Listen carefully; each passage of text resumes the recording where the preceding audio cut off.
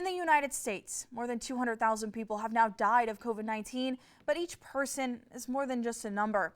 That's the message a nonprofit documentary group wanted to let the world know through their new film that's featuring a Tallahassee family. Hi,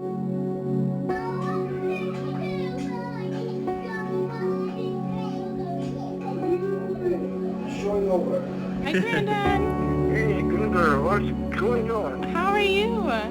This simple question, part of a conversation Madalena Kaji will never forget. We spent New Year's together at his house, talking to him about his career and asking him questions. And I'm really thankful that I did that at the time that I did, because that really was our last time interacting with him. Maddie interviewed her grandfather late last year for a school project.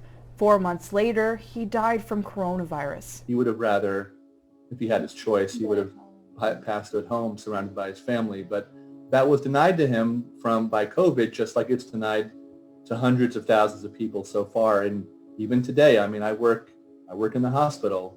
You know, this is a situation which is still occurring absolutely today. The loss the Kaji family now lives with is a shared emotion for millions across the world.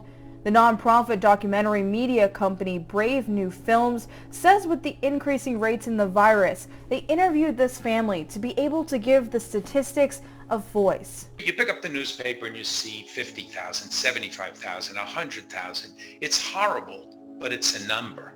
And what we have with Maddie and her grandparents is something deeply human that is each one of us in a different shape or form. And she and her father and her family represent that. And we thought it was a strong way to tell the story of COVID. Maddie and Urgent say they want their story to serve as a message on why it's important to follow medical advice and support each other during this difficult time.